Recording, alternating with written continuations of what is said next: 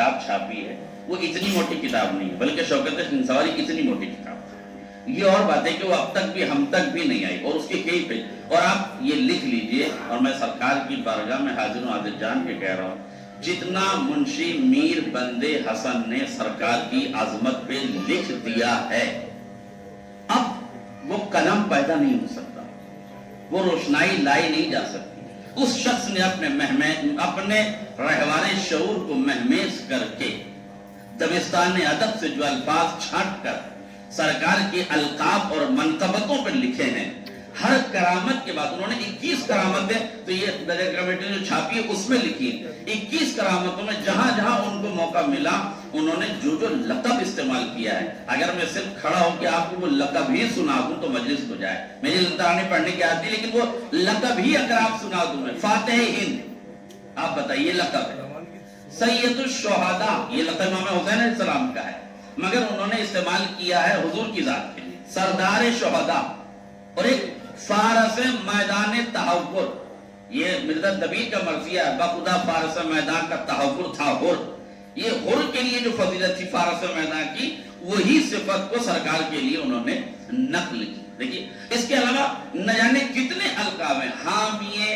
دین رسول انام، یہ لفظ لکھا ہے، حامی رسول دین انام، یعنی رسول انام کے دین کی حمایت کرنے والے کون ہے؟ حامی دین۔ حامی دین حقیقت میں مولا کائنات کی ذات ہے، لیکن یہ لقب سرکار کے لیے استعمال کیا۔ تو دیکھیں کوئی بھی لقب کسی ایک ذات سے مخصوص نہیں ہوتا، بلکہ وہ چیزیں آگے بھی استعمال کی جا سکتی ہیں۔ اسی لیے جب مولا ابوالفضل عباس نے کربلا کے میدان میں رجس پڑھا تو آپ نے فرمایا واللہ انی قطعت یمینی انی ابدا احامی عن دینی، قسم خدا کی اگر تم نے میرا دائنا بازو کاٹ بھی دیا ہے تو کیا ہوا، میں ہمیشہ اپنے دین کی حمایت کرتا رہوں گا۔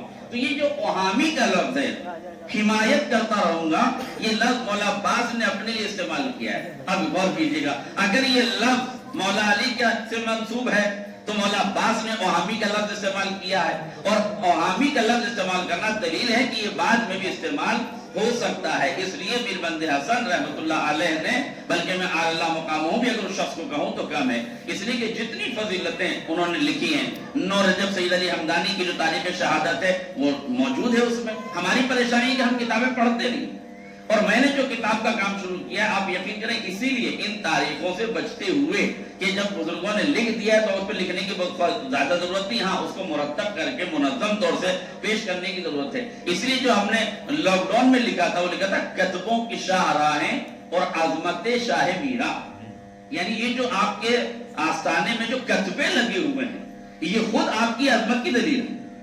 یعنی رسول کو یہ کہنا کہ میرا بیٹا ہے ذہن الدین سوار، کیا یہ کم عظمت ہے کہ رسول کسی ذات کو اپنا بیٹا کہے؟ یہ تو رسول جسے بیٹا کہہ دے، ورنہ بیویوں کی تو قطار لگی تھی رسول کے گھر میں۔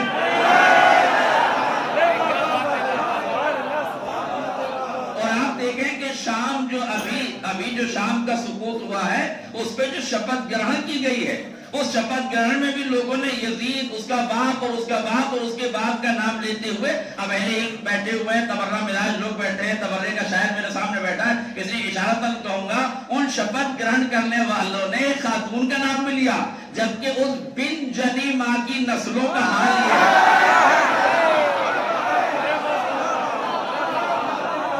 اس نے تو کسی کو جنا ہی نہیں، تب بھی کہہ رہے ہیں کہ ہم فلانی کے پوتے ہیں۔ اب آپ بتائیے کہ شام کے سقوط میں فلانی کے پوتے کہنے والوں کا حال کیا ہوگا؟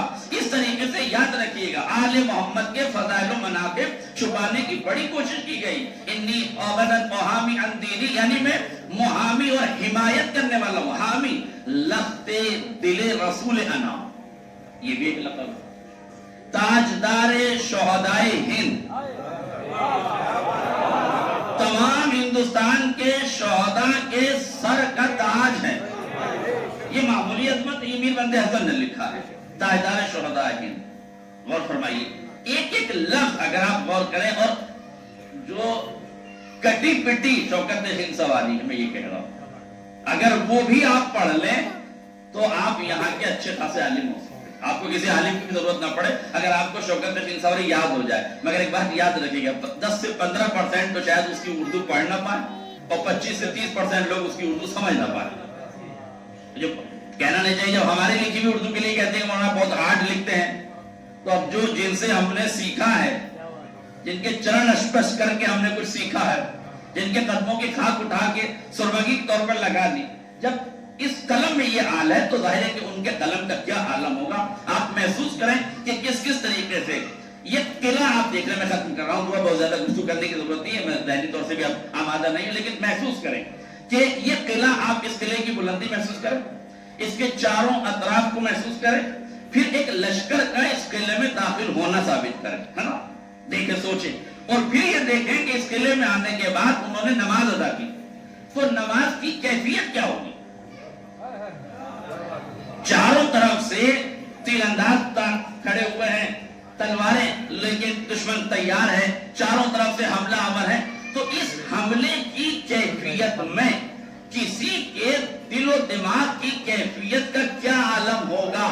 قسم خدا کی، ہمیں 1400 سال یعنی 1055 سال پہلے کی نماز ظہر اگر دیکھنا ہے کہ کس ہیبت سے ہوئی ہوگی، تو چند مہینے پہلے کی نماز جمعہ یاد کرنا۔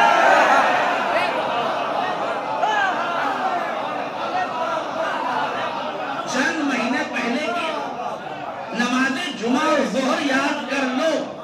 جب جمعے کے دن اسرائیل نے سید حسن نصر اللہ پہ حملہ کیا، 85 ٹن بارود اس نے پھینکا، 6 بلڈنگوں پر حملہ کیا، 6 بلڈنگوں پر 85 ٹن بارود، 6 بلڈنگوں پر حملہ، جمعے کے تک یہ حملہ ہوتا رہا۔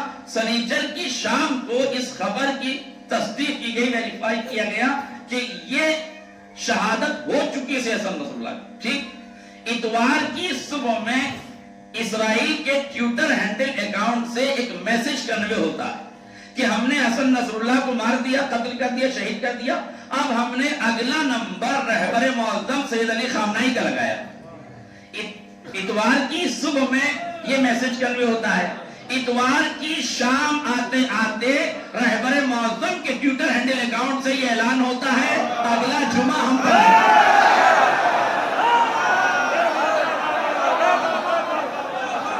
اگلا جمعہ ہم پڑھائیں گے۔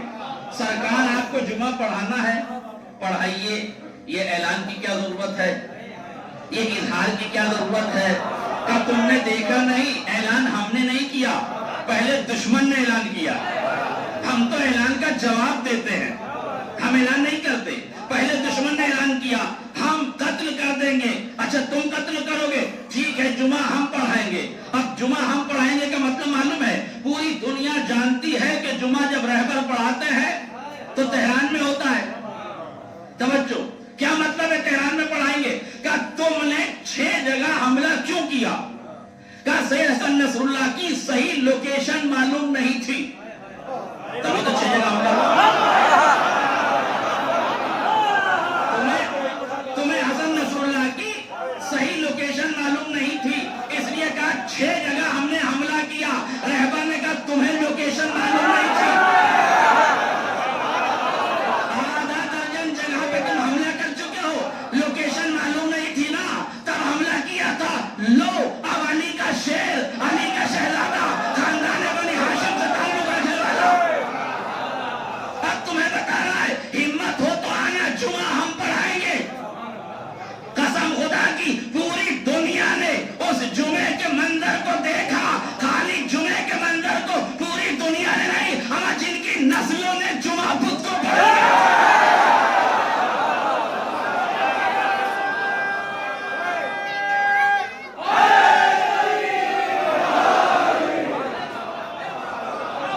جن کی نسلوں نے جمعہ بدھ کو پڑھ لیا تھا، وہ بھی جمعہ دیکھ رہے تھے۔ میں نے کہا سرکار آپ کو جمعہ پڑھانا تھا، آپ نے اتوار کو اعلان کیوں کیا؟ دشمن غلط نہ سمجھے، کہا دشمن غلط نہیں سمجھے گا، اسے دونوں شجروں کا پتہ ہے، بنی امیہ کو بھی جانتے ہیں، بنی ہاشم کو بھی جانتے ہیں، ہم جمعہ بدھ کو پڑھانے والے اور ہیں، جمعہ جمعے کو پڑھانے والے اور ہیں۔ اعلان ہو گیا، جمعہ ہم پڑھائیں گے۔ اب 4 دن تک इतवार को ऐलान किया ना, जुमा हम पढ़ाएंगे। कौन है जिसके ऐलान किया? इसराइल। छोटा मोटा दुश्मन नहीं है, अपने आप को सुपर पावर कहने वाला दुश्मन है। 4 दिन तक उसको तैयारी का मौका दिया, तैयारी करता रहा, मगर क्या हुआ? कुछ ना हुआ, एक हमला ना हुआ। रहबर आए और बहुत बेहतरीन अंदाज में चल कर आए। देखिए बच्चे रील देखते हैं, मुझे तो पता भी नहीं था, मैं तो खाली वो मंदिर देख रहा था। छोटी बेटी मेरी बगल में बैठी थी, वो देख रही थी, बेटा देख रहा था, बेटे के हाथ में रिमोट था, बेटी देख रही थी, जोजा बहुत चिखाने में थी, उसे पता नहीं था क्या हो रहा है। हमने बता रहे थे, उसने पूछ रही थी कि आगे रहबर आगे, वो कहती है अम्मा रहबर आगे, जल्दी आइए। अब जब रहबर आगे आके बैठ गए, तिलावत करने लगे, तो बेटी कहती है भाई पीछे करो, इसको रिवर्स में लाओ। मैंने कहा बेटा क्या ये तमाशा कर रहे हो? कहा नहीं बाबा, अम्मा को रहबर की एंट्री दिखानी। मैंने कहा रहबर की एंट्री में ऐसा क्या है जो तुम्हें दिखाना है? कहा बाबा देखा नहीं कैसे शेर की तरह आ रहे हैं। आले मोहम्मद के घराने के बच्चों के महसूस कीजिए, क्या कहा? देखा नहीं शेर की तरह आ रहे हैं। मुझे तो पता नहीं, मैं तो अंदाज देख नहीं रहा था, मगर जो अंदाज देखा, अब आप देखिए शेर की तरह आए, इत्मीनान से बैठे, तिलावत की मुसल्ले पे आए। तवज्जो कीजिएगा, पूरी दुनिया का मीडिया हाई टेक टेक्नोलॉजी के सिस्टम में बैठे हुए लोग जूम कर कर के चेहरा देख रहे थे, मगर खुदा शाहिद है, कहीं आंखों में खौफ नहीं, चेहरे पे वहशत नहीं, लबो रुखसार पे कोई खौफ नहीं, कैफियत में कोई हैजानी नहीं, कोई परेशानी नहीं, पेशानी की शिकनों में शिकस्त दूर दूर तक दिखाई नहीं देती। लबो रुखसार की गुलाबी इस्लाम की गुलाबीपन होने की आवाज बता रही थी। तवज्जो कीजिएगा, आज़्म और हौसले और इस्तिकामत के साथ हुजूर बैठे रहे, नमाज पढ़ी, पूरी दुनिया का मीडिया उसे कवरेज करता रहा। मुझे पूरे मीडिया से बहस नहीं है, मुझे तो उस मुल्क के मीडिया से बहस है जो 5 मिनट की अजान नहीं दिखाता, 1.5 घंटे की जमात दिखाता। नहीं तो क्या आपने, बस मैंने समेट दी गुफ्तगू। 1.5 घंटे की नमाज दिखा रहा था। इस 1.5 घंटे के पूरे एपिसोड में यूरोप से अमेरिका तक पूरी दुनिया की निगाहें गड़ी हुई थी कि कहीं से कोई हमले की खबर आ जाए, कहीं से रहबर की परेशानी की कोई खबर आ जाए, कहीं से किसी खौफ के आसार नजर आ जाए, मगर कसम खुदा की रहबर तो रहबर हैं। 1 करोड़ कौम भी वहां थी जो नमाज अदा कर रही थी। एक औरत हॉस्पिटल में आखिरी सांसें गोया ले रही थी, बीमार थी, उसने कहा मुझे स्ट्रेचर पर डालो, तेहरान लेके चलो, रहबर के पीछे नमाज पढ़ो, अगर मौत ही आना है तो अस्पताल में क्यों, मैदान शहादत में क्यों ना मौत आए?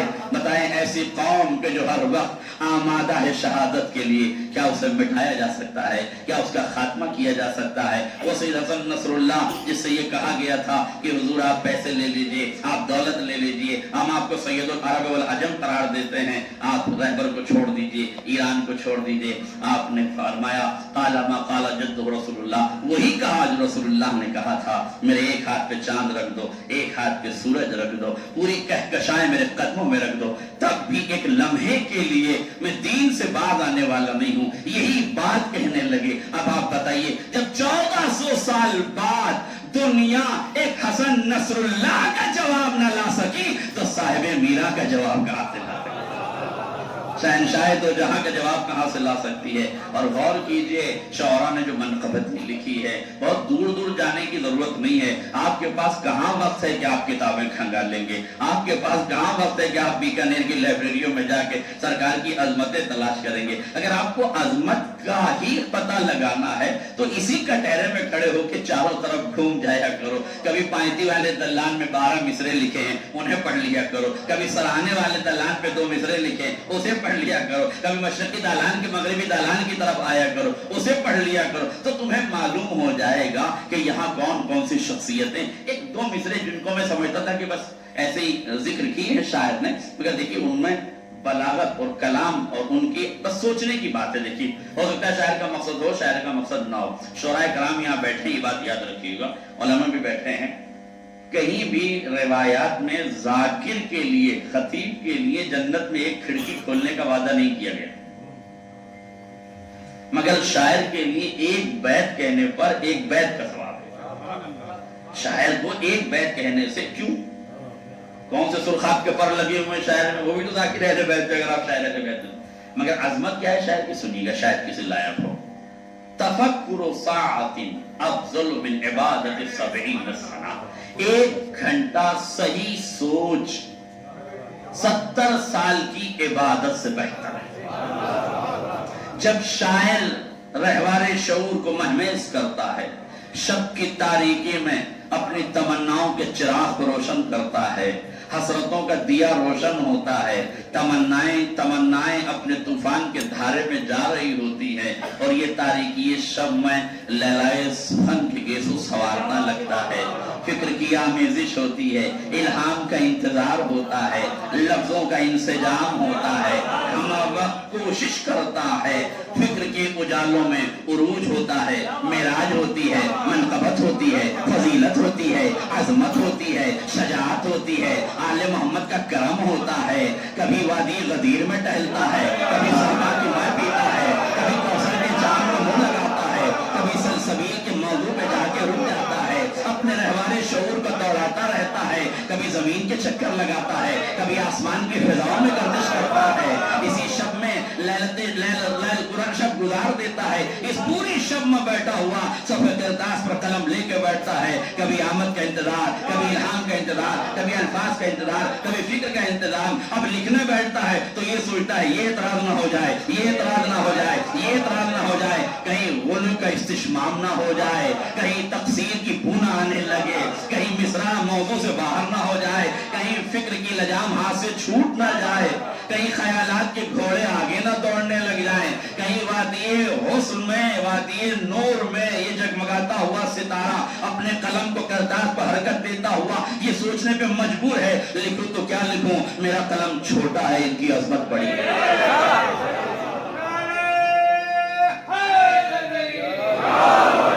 تو کیا لکھتا؟ آپ کے سامنے شعرا بیٹھے ہیں، مہندی کا ذکر، صندل کا ذکر، کٹہرے کا ذکر، فرش کا ذکر، زمین کا ذکر، بوندی کا ذکر، پھل کا ذکر، یہی ذکر تو کریں گے. مگر اس سے پوچھئے کہ جس دور میں نہ صندل معروف تھا، نہ بوندی معروف تھی، نہ یہ چیزیں معروف تھی، وہ لکھتا تو کیا لکھتا؟ تو اس نے کہا مجھے لکھنے کے لیے نہ پیڑ پودوں کی ضرورت ہے، نہ کرامتوں کی ضرورت ہے، میں نے اس دہلیز پر سر جھکا دیا ہے، اس لیے مجھے لکھنے کے لیے کافی ہے شہسوار ملک دنیا، شہباز ملک دنیا. میں کیا لکھوں؟ اگر شجاعتوں کا سمندر لکھوں تو کم پڑ جائے گا، اس لیے شہسوار لکھ دوں. اگر رہوار پر اپنا قبضہ مضبوطی سے جما کے رکھتے ہیں، اور یہ کمال ہے بھائی صاحب رہوار کو روکنا، خیبر میں لوگ رہوار ہی کو تو نہیں روک پاتے، خیبر میں لوگ رہوار ہی کو تو نہیں روک پائے تھے. جو رہوار کے قبضے پہ قبضہ رکھ لے اور اس کی ٹاپوں سے چنگاریوں کا آغاز کر دے اور پہاڑ کی بلندیوں کو اس کے پیر سے دھسا دے، اس کا حق تھا کہ شاعر اسے خنسوار کہے. سوارے اس کے بعد شاہ سوارے ملک دنیا، شہباز ملک دنیا، قاتل کفار سید حسین محجبی، کفار کا قاتل ہے، اور سید حسین محجبی، یہ محجبی جو ہے استعارہ ہے سرکار کی عظمت کا، یعنی روشن پیشانی والا، چاند کی پیشانی جس کی ہو. یعنی یہ پیشانی نہیں، ایک چاند کا حالہ ہے. وہ اگر کائنات کے حسن کو، چاند کی خوبصورتی کو دیکھنا ہے تو اسے سر اٹھانے کی ضرورت نہیں ہے، ان کے قدموں میں آگے اور صرف لفظیاتی سمندر نہیں ہے، جمالیاتی بات نہیں کرتا. واقف سر خدا، ہدایتوں کے راز سے واقف ہے آپ. سمجھے؟ نہیں غور کیا. ہدایتوں کے راز سے واقف ہیں. کیا مطلب ہے ہدایتوں کے راز سے واقف؟ کون ہے جو ہدایتوں کے راز سے واقف ہوتا ہے؟ دیکھیں ہدایتوں کے راز سے وقت ہوتا تو بتاتا. ہدایتوں کے راز سے واقف ہونے کا مطلب یہ ہے کہ اگر حر نے لجام فرض پر ہاتھ ڈال دیا ہے، وہ شیر کا ہاتھ قبضہ شمشیر پہ چلا گیا ہے، توجہ کیجئے گا، تو اب شیر کا ہاتھ قبضہ شمشیر پر ہے، حر کا ہاتھ لجام فرض پر ہے، تو اب تلوار نیام سے باہر کیوں نہیں آتی؟ کہ اطاعت کا تقاضا ہے کہ عصمت کی نگاہوں سے نگاہیں ملیں. اب ایک شجاع ہے، بہادر ہے، مگر نگاہیں حسین کی نگاہوں سے ملی ہوئی ہے. जज्बात कहते हैं तलवार निकाल, नहीं तवज्जो की। खानदान बनी हाशिम का लहू कहता है तलवार निकाल, बनी किलाब के दूध का असर कहता है तलवार निकाल, तवज्जो कीजिएगा। गुलामी कहती है तलवार निकाल, इताअत कहती है तलवार निकाल, शजाअत कहती है तलवार निकाल, जरी है, बहादुर है, सावंत है, जज्बात कहते हैं तलवार निकाल, मगर एक शेर जरी है, कब्ज़े शमशीर पर हाथ है, निगाहें इस्मत की निगाहों से मिली हुई हैं, मौला तलवार क्यों नहीं निकालते? कहा शमशीर बैनयाम तब होगी जब हुसैन की पलक इस बात में झलक जाएगी। जरा समझो मेरी उर्दू, इस बात में हुसैन की पलक झपक जाए, हुसैन इशारा कर दे कि हाँ तलवार चलाओ, तो तलवार चलेगी। मगर तारीख कहती है हुसैन की पलक इस बात में नहीं, नबी में झपकी। कहा हुसैन ने कहा नहीं, इसे मारने की जरूरत नहीं है। कब्ज़े शमशीर से खाली हाथ वापस आ गया। मौला ये खाली हाथ वापस क्यों आ गया? कहा हम वाकिफ़े सिर्रे खुदा हैं, हम वाकिफ़े सिर्रे खुदा हैं, हमें हिदायत के राजों से वाकिफियत है। अब्बास कब्ज़े शमशीर से हाथ हटा लो, हमें जो पानी से मर जाए, जो पानी से मर जाए उसे तलवार से नहीं मारा करते। गाजी ने शमशीर से हाथ हटाया, तवज्जो कीजिएगा, मौला आपने छोड़ क्यों दिया? का आका का हुक्म था इसलिए छोड़ दिया। दस्ती अदब जोड़कर, रहवारे शऊर को महमेज करके, चश्मे मार्फत को वाह करके, मिनकारे मार्फत को खोल कर उनकी बारगाह आली वकार में पहुंचा, कदमों से खाक उठाई, आंखों में सुरमा लगाया, रहवारे शऊर को महमेज किया, दस्त कदम बोसी की, हाथों को जोड़ा। मैंने पूछा सरकार सैयदुल शुहदा हैं आप, इमाम अली वकार हैं आप, मासूम हैं आप, ये बता दीजिए आपने एक शेर जरी को, बिफरते हुए शेर को इजाजत क्यों न दी? बिफरते हुए शेर को इजाजत क्यों न दी? का ये सबक भी पढ़ाना जरूरी है कि हुर तहव्वुर में है, तुम शजाअत में हो। सुनिएगा, तुम शजाअत में हो, गोया तुम शजाअत में हो, हुर तहव्वुर में है। तहव्वुर और शजाअत का फर्क ये है कि तहव्वुर वो है जो बेवक्त हाथ उठा दे, शजाअत वो है जो वक्त का इंतजार करे। अल्लाहु अकबर, वक्त का इंतजार करे। जरी रुक जाओ, ये प्यासा है, मगर इतना प्यासा है कि हमारे कदमों पे गिर पड़ा है। ये तुम्हें सबक पढ़ लेना चाहिए कि तुम भी कभी तशनगी के सहरा में हो तो तुम्हें सबूत पेश करना है। का मौला घबराइए नहीं, अपने आप को फुरात की तराई तक लेके जाऊंगा, मगर सर्द हवाएं चलेंगी, सांसों को रोक लूंगा ताकि खून की जिस्म सरायत न कर जाए। देखिए तवज्जो कीजिएगा, क्या खून की जिस्म में सरायत न कर जाए। इसलिए कि अगर ठंडक, अब जुमला संभालिएगा, बावफा के चाहने वाले बैठे हैं, जो समझ जाए ना उन्हें मेरी तरफ से सुभान अल्लाह है। कहा मौला आपने सांसों को क्यों रोक लिया? अजब नहीं आवाज आए, सांसों को इसलिए रोक लिया कि कहीं ऐसा ना हो कि कलए वफा की दीवारों में दरारें पड़ जाए। ऐसे आसान उर्दू में नहीं पढ़ सकता। कलए वफा की दीवारों में, नासिर साहब, कलए वफा की दीवारों में कहीं दरार न पैदा हो जाए कि मुझे यहाँ खुनकी महसूस हो जाए। इसलिए कादिम जरवली साहब ने कहा था, जब वफाओं में नमी महसूस की अब्बास ने एहतियातन सांस अपनी रोक ली। अब आप बताइए इस फजीलत ये हजम कहाँ होगी? सरकार की नहीं हजम होती तो इनकी कहाँ हजम होगी? लेकिन हम बताते हैं आपको इस फजीलत को हजम करने का तरीका। सुनिए कैसे अब्बास ने सांस रोक ली, महसूस कर लीजिएगा, गुफ्तगू तमाम हो जाएगी। कैसे अब्बास ने रोक लिया? आइए जिंदा शहीद की मिसाल, आपको करीब के शहीद की मिसाल दी। सैयद हसन नसरुल्लाह तकरीर कर रहे हैं, तकरीर के दरमियान को एक पर्चा मिला, पर्चा पढ़ा, समेटा, जेब में रख लिया। जो तकरीर जारी थी वैसी की वैसी जारी रही, न लबो लहजे में फर्क आया, न चेहरे के उतार चढ़ाव में फर्क आया, न अल्फाज बदले, न तरतीब बदली, न रवानी बदली, न सलासत बदली, न बलागत बदली, न तशबीहात का दामन टूटा, न इस्तियारे हाथ से छुट के गिरे, न तलबीहात का गिरे, कुछ भी नहीं हुआ, जो का तू जारी रखा। बाद में साहबी ने पूछा, सरकार जब आपको पर्चा मिला था, बाद में आपने तकरीर के दरमियान ये पर्चा बताया, क्या था वो पर्चा? कहा मेरे 18 बरस के बेटे हादी की शहादत की खबर आई थी, शहादत की खबर आई थी। जज्बात समझ लीजिएगा, जवान बेटे के शहादत की खबर आई, उसके बावजूद भी पर्चा संभाला, चूकतू बलाग कलाम जारी रखा। अब जब उनसे पूछा, अब इससे आगे की बात सुनिए, جب ان سے پوچھا کہ سرکار آپ کے سامنے جس وقت پرچی ہے آپ کو کیا محسوس ہے؟ سنیے، عظمتیں یہاں سے لے کے جائیے، محسوس کیجیے، ان کی عظمت میں محسوس کروا رہا ہوں، ان لوگوں کی عظمتوں کے ذریعے غور فرمائیے۔ کہا کہ صحابی نے پوچھا کہ جب آپ کو پرچہ ملا، اب غور سے سنیے، کہا جب مجھے پرچہ ملا اس وقت میں بہت تقریر کر چکا تھا، میری پیشانی پر پسینے کی بوندیں تھی، پرچہ پڑھنے کے بعد میں نے چاہا کہ سامنے ٹیشو پیپر رکھا ہوا ہے، اٹھا کے اس سے اپنی کم سے کم پیشانی پوچھ لوں۔ کہتے ہیں مگر میں اتنی ہی دیر میں ہوتے ہیں فیصلے، لمحے میں فیصلہ ہوا، آپ نے ہاتھ نہیں بڑھایا اور رک گئے۔ تو پوچھا کہ آپ نے ہاتھ کیوں نہیں بڑھایا؟ کہ پوری دنیا کا میڈیا میری تقریر سن رہا تھا، پرچی میرے پاس آ چکی تھی، خبر شہادت مجھے مل چکی تھی، میں پسینہ پوچھنے کے لیے ٹیشو پیپر اٹھاتا، دنیا یہ کہہ دیتی بیٹے کی شہادت سے پلکوں کے شبستہ پر آنسوؤں کا بسیرا ہو گیا تھا۔ ہائے میرا جملہ باطل ہو جاتا، پھر سے سنو، پلکوں کے شبستہ پر آنسوؤں کا بسیرا ہو گیا تھا، بس دنیا اس پسینے کو آنسو نہ سمجھ لے، میرے جذبات کو کند نہ سمجھ لے، میری شجاعت پہ حرف نہ لے آئے، اس لیے میں نے بڑا ہوا ہاتھ واپس روک لیا۔ اگر اس دور میں 18 برس کے بیٹے کی شہادت کے بعد جذبات پر کنٹرول رکھ کے اگر پسینے کو روکا جا سکتا ہے، ہم فرات پہ سانسوں کو کیوں نہیں روکا؟ فرات پہ سانسوں کو کیوں نہیں روکا جا سکتا؟ اس لیے فرات پر سانسوں کو روکا جا سکتا ہے۔ بس میرے عزیزوں، اس دور کے شہداء کی عظمتوں کو محسوس کیجئے، اس دور کے شہداء کی عظمتوں کا صلہ تمہیں ملے گا۔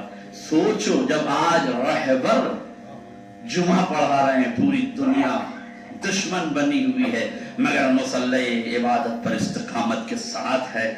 کون ہے رہبر؟ جانتے ہیں نا، کہ روش کمار جیسا صحافی کہتا ہے کہ وہ 85 برس کا بوڑھا شیر جس کا نام لیتے ہوئے یورپ کے لوگوں کو پسینہ آ جاتا ہے۔ ذرا سوچو، جب 85 برس کا شیر اتنی طاقت اور استقامت رکھتا ہے تو اب آپ بتائیے کہ کیا اس شیر کا عالم ہوگا جب اس وادی کے کوہستان میں وہ داخل ہوا ہوگا۔ جھاڑیوں کے اندر شیر کا بسیرا ہوتا ہے، گیدڑوں نے شیر کا شکار کرنے کے لیے نہ جانے کتنے جال بچھائے تھے، مگر یہ شیر نیستان حیدر کا شیر ہے۔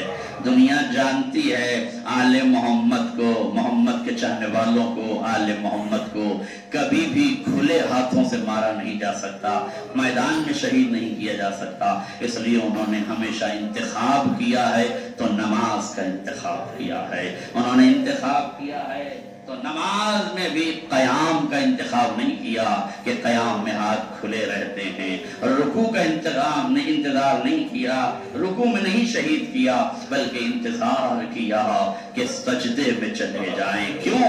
اس لیے کہ جب زمین عبودیت پہ فروتنی کا سجدہ ہوتا ہے تو شہید اپنے پورے وجود کو بارگاہ خالق میں رکھ دیتا ہے، اے میرے کریم پروردگار، میں نے اپنے وجود کو تیری راہ میں قربان کر دیا ہے، تجھے تیری راہ میں نے اپنے آپ کو پیش کر دیا ہے۔ بس ایک لقب میرے آقا کا میر بند حسن نے لکھا ہے، کبھی اپنی دعاؤں میں میر بند، اگر تم اس در کے سچے خادم ہو تو میر بند حسن کو کبھی نہیں بھولنا۔ علمی خیانتیں اسی کو کہتے ہیں میرے عزیزوں، یاد رکھیے گا۔ میر بند حسن نے جتنی خدمت کی ہے قسم خدا کی نہیں کوئی کر سکتا، جو کچھ لکھ دیا ہے اس بندے نے، کسی کے قلم میں اتنی طاقت نہیں ہے کہ اس کے بعد کچھ لکھ سکتا ہے۔ جو فکر کی روانی، جو رہوار شعور کو مہمیز کر کے اس نے میرے آقا کے شان، کون ہے جو فارس تحور لکھے گا، کون ہے سید الشہداء لکھے گا، کون ہے سرور ہر جہاں لکھے گا، کون ہے مشکل کشائے انس و جان لکھے گا۔ لکھتے ہوئے قلم کانپتا ہے، مصلحت کی چادر اوڑھ کر ڈرنے والے قلمکار لکھتے ہوئے ڈرتے ہیں، یہ تو حسین کا لقب ہے، یہ تو آل محمد کا لقب ہے، ہم شہید کے لیے کیسے لکھ دیں؟ یاد رکھیے نا، اس شہید کا شاخسانہ بھی اسی گلشن پر ہے جسے گلشن آل محمد کہا جاتا ہے۔ اس لیے آپ پڑھتے ہیں سید السادات قدسی الصفات خلاصۂ طٰہٰ آل یاسین. آل یاسین کا خلاصہ ہے, آل طٰہٰ کا خلاصہ ہے. کون ہے آل طٰہٰ, کون ہے آل یاسین؟ جو اپنا سب کچھ قربان کر کے اس دربار میں, اس کوہستان میں آ کر اپنے لہو کو پیش کیا. اسی لیے بندے حسن نے تارا گڑھ کو کوہ بیٹلی کہا گیا تھا, مگر پھر تارا گڑھ کہا جانے لگا. اب 2 نام انہوں نے دیے تھے, ایک دارالشفا کا نام دیا تھا. کیوں؟ کہا جس دربار میں, جس علاقے میں رشک مسیحا ہو, اس علاقے کو دارالشفا ہونا چاہیے. اور جس علاقے میں دور کیوں جا رہے ہیں معجزات کی دنیا میں, ارے زندہ معجزے دیکھ لو. ابھی کچھ دنوں پہلے ایک بچے کی, ایک شخص کی آنکھیں دربار سے آئی ہیں. لوگوں کی آنکھیں آ رہی ہیں, ہماری آنکھیں نہیں کھل رہی ہیں. ان کی عظمتوں کے دروازوں پہ لوگوں کی بینائی جو جا چکی ہے وہ واپس آ رہی ہے. ارے روشنیوں کا شہنشاہ ہے یہ, اس کی عظمت کو پہچانو, اس کے کرم کو پہچانو, اس کی عطا کو پہچانو. قسم خدا کی ان کی عطائیں سید سجاد کی عطاؤں سے ملتی ہیں, ان کا کرم حسین کے کرم سے ملتا ہے, ان کی عطا علی کی عطا سے ملتی ہے. وہ بھی سب کو عطا کرتے تھے, یہ بھی سب کو عطا کرتے ہیں. ہم گناہگاروں کا بھلا اگر ہوتا ہے دیسی دلی سے ہوتا ہے. ہاں انہوں نے سر کٹا دیا, اپنے جسم کے ٹکڑے سرزمین پر بکھر گئے ہیں. شہید اکبر بھی لکھا ہے, شہید اکبر بھی لکھا ہے. شہید نہ اکبر ہوتا ہے نہ اصغر ہوتا ہے, مگر جب درجات کی بلندی ملتی ہے تو شہید اکبر کہا جاتا ہے. مجھے یاد آ گیا کہ شہید اکبر کیوں لکھا میر بندے حسن نے. میر بندے حسن نے شہید اکبر اس لیے لکھا کہ اکبر کی عمر بھی 18 برس تھی. ان کی عمر بھی ایک روایت کی روشنی میں 18 برس ہے. اس لیے جب ان کی عمر اور ان کی عمر برابر ہے تو آؤ حسین کے اس شعر کے مصائب میں پڑھ دوں. کون علی اکبر سن سکو گے تو جملہ سن لو. روایت کہتی ہے کہ ابن زیاد کھانا کھا رہا ہے, اس کے سامنے سروں کو پیش کیا گیا. دشمن نے بتایا یہ فلاں کا سر ہے, یہ فلاں کا سر ہے, یہ فلاں کا سر ہے. ابن زیاد کھانا کھاتا رہا, سروں کو دیکھتا رہا. کسی نے کہا یہ فلاں کا سر. ابن زیاد نے کھانا کھایا, دیکھتا رہا, لقمہ اٹھایا, دیکھتا رہا, منہ میں رکھا, دیکھتا رہا, لقمہ چباتا رہا, سروں کو دیکھتا رہا. اب تاریخ کے ایک مرتبہ دشمن نے لا کے ایک جوان کا سر رکھا, ایک خوبصورت جوان کا سر رکھا. روایت کہتی ہے ابن زیاد نے لقمہ زمین پر پھینکا, زمین پر لقمہ پھینکا, دسترخوان سے کھڑا ہو گیا, چیر کے پوچھتا ہے یہ سر کس کا ہے, یہ کٹا ہوا سر کس کا ہے, یہ جوان کس کا ہے. کہا یہ سر علی اکبر کا. سن سکو گے تو جملہ سنو, یہ سر علی اکبر کا ہے, یہ حسین کے بیٹے علی اکبر کا سر ہے. اتنا حسین تھا علی اکبر, اتنا خوبصورت تھے علی اکبر, اتنے جمیل اور حسین تھے علی اکبر کہ جس کے وجود کو, جس کے سر کو مٹی میں رکھا گیا تھا, جس کی آنکھوں پہ مٹی و غبار تھی, مگر گرد و غبار کے بعد بھی حسن ایسے چھن چھن کے آ رہا تھا جیسے بادلوں میں چاند چھن چھن کے روشنی دیتا ہے. اور ابن زیاد کہتا ہے مجھے یہ بتاؤ حسین کو کس نے مارا. کہا شمر نے مارا. کہا شمر کو بلاؤ. شمر کو بلا کے کہتا ہے ابن زیاد اے شمر تجھے زحمت کرنے کی ضرورت کیا تھی, ارے اکبر کو مار دیا تھا, حسین کو چھوڑ دیا. اکبر کو مار دیا تھا, حسین کو چھوڑ دیتا. ارے جس کا اتنا بڑا جوان بیٹا ہو, اتنا حسین بیٹا ہو, ارے اس باپ کو مارنے کی ضرورت کیا ہے. ارے اکبر اگر قتل ہو گئے تھے, حسین کربلا میں ٹھوکرے کھا کے رہ گیا.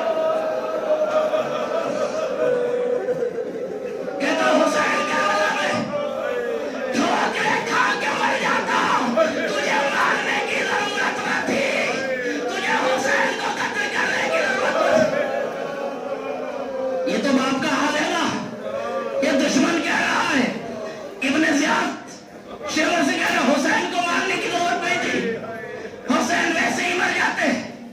یہ تو باپ کا جگر ہے نا جو جوان بیٹے کے لیے دھڑکتا ہے. اب ایک ماں کا جگر بھی سن لو, گفتگو تمام کر دیتا ہوں. تاریخ کہتی ہے جب علی اکبر میدان سے آئے نا, حضرت علی اکبر کا لاشا آیا, خیمے سے باہر واپس, آخری فکر بس اپنے سرکار کو شہادت کی تاریخ ہے, آنسوؤں کا نذرانہ دے دینا. نذرانے تم دن بھر سے دے رہے ہو, مستقل نذرانے لے رہے ہو اور دے رہے ہو, بس اب ایک موقع ہے اپنے گناہوں کی معافی مانگ لینا, اپنے آنسوؤں کا نذرانہ لے لینا. اگر تمہاری آنکھ سے 2 آنسو نکل جائیں تو اپنے رب کی بارگاہ میں شکر کے سجدے کر کے چلے جانا, اور اگر تمہاری آنکھ سے آنسو نہ نکلے تو اس دروازے پہ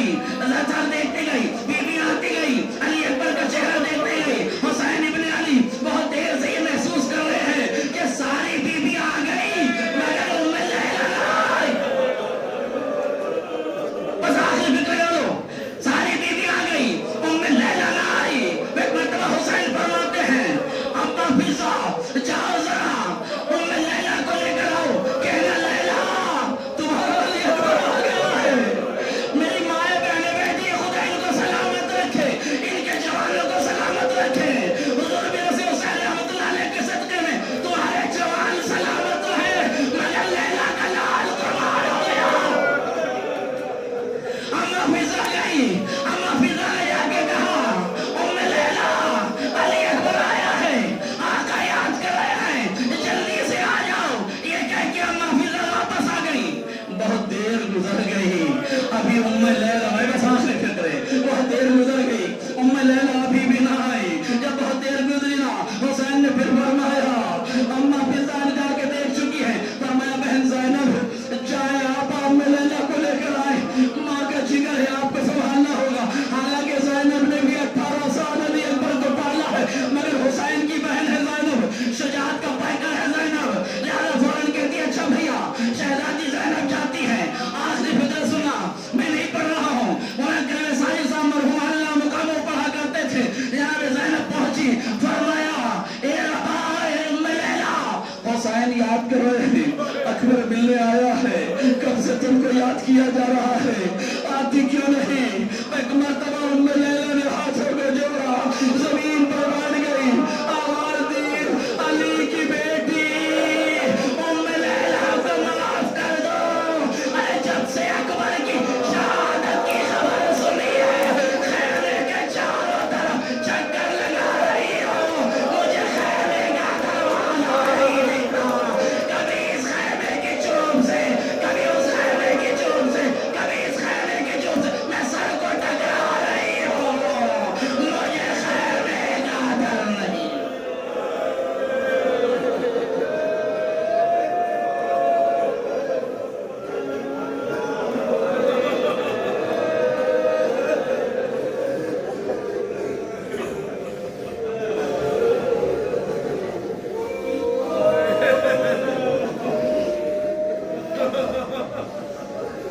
रब्बना तक़ब्बल मिन्ना इन्नका अंतस समीउल अलीम।